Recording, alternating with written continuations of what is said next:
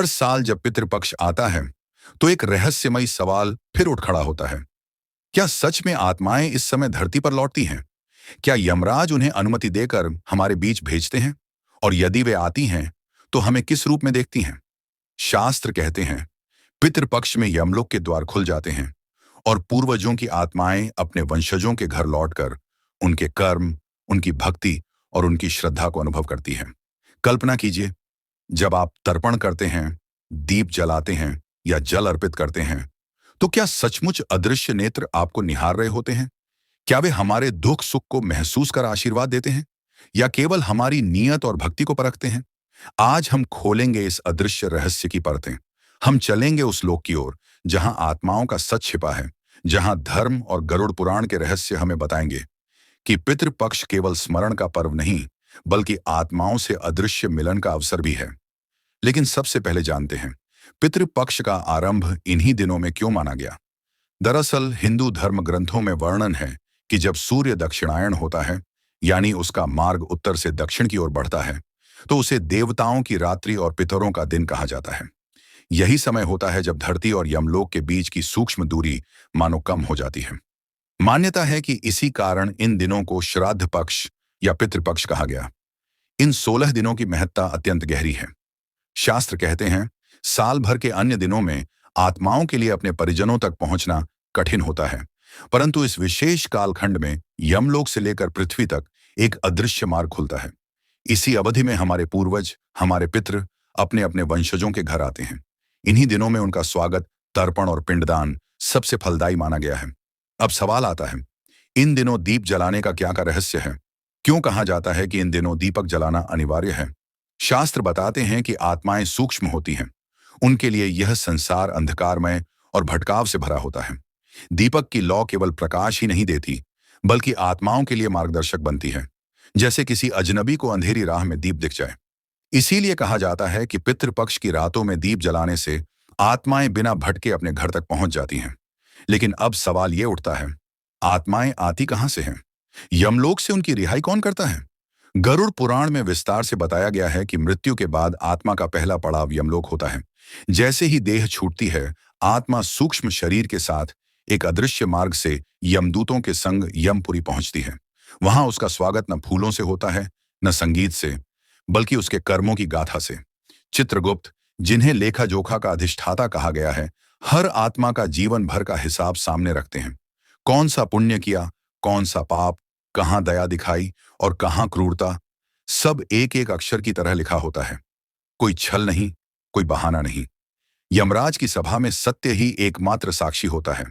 जब आत्मा यमराज के सिंहासन के सामने खड़ी होती है, तो उसके अपने ही कर्म उसकी पुकार बन जाते हैं। कई आत्मा विलाप करती है कि उसने जीवन यूं ही व्यर्थ गंवा दिया। और फिर आता है वह क्षण जब यमराज निर्णय सुनाते हैं। किस आत्मा को स्वर्ग का सुख मिलेगा, किसे नरक का दंड और किसे पुनर्जन्म का अवसर। लेकिन पितृपक्ष के समय यह सभा और भी विशेष हो जाती है, क्योंकि यमराज स्वयं आदेश देते हैं कि जिन आत्माओं के वंशज धरती पर उनका स्मरण करते हैं, तर्पण और श्राद्ध करते हैं, उन्हें इन 16 दिनों के लिए मुक्त कर दिया जाए। इस समय मानो यमपुरी के द्वार पूरी तरह खुल जाते हैं और असंख्य आत्माएं अपने घर, अपनी संतानों की ओर लौट पड़ती हैं।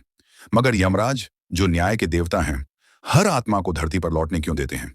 क्या इसके पीछे कोई दिव्य नियम है या कोई अदृश्य रहस्य? गरुड़ पुराण और धर्मशास्त्रों में एक अद्भुत रहस्य का वर्णन मिलता है। कहा जाता है कि यमलोक की सभा में जब आत्माएं पीड़ा में पुकारती हैं, तो यमराज स्वयं उनसे कहते हैं, तुम्हारी आत्मा को शांति तभी मिलेगी जब तुम्हारे वंशज तुम्हें याद करेंगे। उनकी श्रद्धा, उनका तर्पण, उनका दिया हुआ अन्न और जल तुम्हारे लिए आशीर्वाद का आहार बनेगा। इसलिए पितृपक्ष में मैं तुम्हें धरती पर लौटने की अनुमति देता हूं। यही है आत्माओं और जीवितों के बीच का एक दिव्य समझौता। जीवित अपने पितरों का स्मरण करते हैं, श्राद्ध और तर्पण के द्वारा उन्हें आह्वान करते हैं, और बदले में आत्माएं अपने वंश को आशीर्वाद देती हैं, धन धान्य, संतान सुख और संकट से रक्षा का वरदान। लेकिन यदि वंशज भूल जाए तो आत्मा का क्या होता है? और अगर आत्मा असंतुष्ट होकर लौटे तो उसका परिणाम कितना भयानक हो सकता है? हर आत्मा का सबसे बड़ा सपना होता है शांति और स्मरण। जब तक उसके वंशज उसे याद करते रहते हैं, तर्पण और श्राद्ध करते रहते हैं, तब तक आत्मा संतुष्ट रहती है और अपने परिवार को आशीर्वाद देती है। परंतु जब वंशज भूल जाते हैं, जब घर में श्राद्ध या पितृतर्पण नहीं होता, तो आत्मा दुखी और असंतुष्ट हो जाती है। शास्त्र कहते हैं कि असंतुष्ट आत्माएं अपने ही वंशजों पर असर डालती हैं, और ये असर कई रूपों में दिखता है। कभी घर में अचानक रोग फैल जाता है, कभी व्यापार या धन धान्य नष्ट हो जाता है, तो कभी परिवार में आपसी झगड़े और क्लेश बढ़ जाते हैं। इसी स्थिति को पितृदोष कहा जाता है। पितृदोष का मतलब है पितरों की नाराजगी। जब आत्माएं असंतुष्ट हो जाती हैं, तो वे आशीर्वाद की जगह बाधा बन जाती हैं। ज्योतिष शास्त्र में भी कहा गया है कि पितृदोष होने पर संतान सुख में विलंब, विवाह में रुकावट और जीवन में लगातार संघर्ष देखने को मिलता है। यही कारण है कि पितृपक्ष को इतना विशेष माना गया है। गांवों की कहानियां इस रहस्य को और गहराई से समझाती हैं। बुजुर्ग बताते हैं कि जब श्राद्ध नहीं किया जाता, तो रात में घर के दरवाजों पर आहट सुनाई देती है। कभी पुराने पीपल या बरगद के पेड़ के नीचे अचानक रोशनी टिमटिमाने लगती है। लोग मानते हैं ये संकेत पितरों के होते हैं।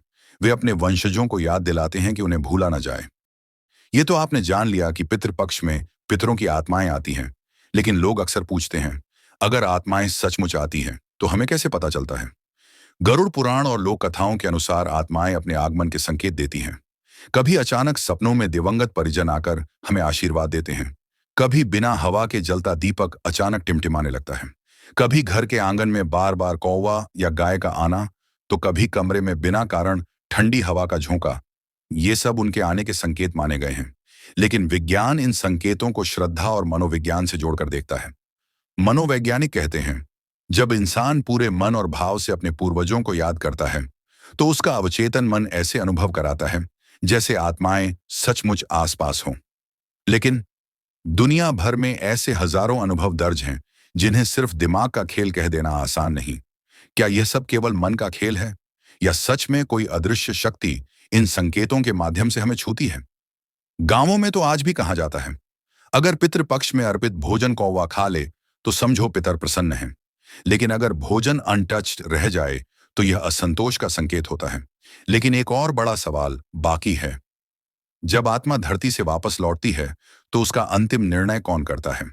क्या वह फिर से यमलोक लौट जाती है, या पुनर्जन्म की ओर बढ़ती है? पितृपक्ष की समाप्ति के साथ ही वह समय आता है जब यमलोक के द्वार फिर से बंद होने लगते हैं। यमराज अपने दूतों को आदेश देते हैं, अब आत्माओं को वापस बुला लो, क्योंकि उनका धरती पर समय पूरा हो चुका है। जो आत्माएं तर्पण, श्राद्ध और अर्पण से तृप्त होती हैं, वे प्रसन्न होकर अपने वंशजों को आशीर्वाद देती हैं। ऐसा माना जाता है कि इन आशीर्वादों से घर में सुख, समृद्धि, संतान सुख और लंबी आयु प्राप्त होती है। उनकी प्रसन्नता ही वंश की रक्षा का कवच बन जाती है। लेकिन जो आत्माएं असंतुष्ट रह जाती हैं, जिन्हें कोई याद नहीं करता, या जिनके श्राद्ध अर्पण की उपेक्षा की जाती है, वे दुखी होकर यमलोक लौटती हैं। यमराज की सभा में उन्हें अपने कर्मों और असंतोष के अनुसार दंड भुगतना पड़ता है। कभी वे अगले जीवन के लिए पुनर्जन्म की ओर धकेली जाती हैं, तो कभी उन्हें और अधिक समय तक यमलोक में ठहरना पड़ता है। यही है आत्मा और वंशज का अदृश्य रिश्ता है, जो तब तक चलता रहता है जब तक आत्मा को मोक्ष न मिल जाए। मोक्ष ही वह अंतिम अवस्था है जहां आत्मा सभी बंधनों से मुक्त होकर परम शांति को प्राप्त करती है। इसलिए शास्त्र कहते हैं, पितृपक्ष केवल 16 दिन का पर्व नहीं, बल्कि यह जीवित और मृत आत्माओं के बीच का सबसे गहरा संबंध है। एक ऐसा संबंध जो हमें स्मरण कराता है कि हमारे कर्म, हमारी श्रद्धा और हमारी स्मृति सिर्फ हमारे लिए नहीं, बल्कि उन आत्माओं के लिए भी है जो हमें देख रही हैं, हमारी प्रतीक्षा कर रही हैं। और यही है पितृपक्ष का सबसे गहरा अनकहा रहस्य।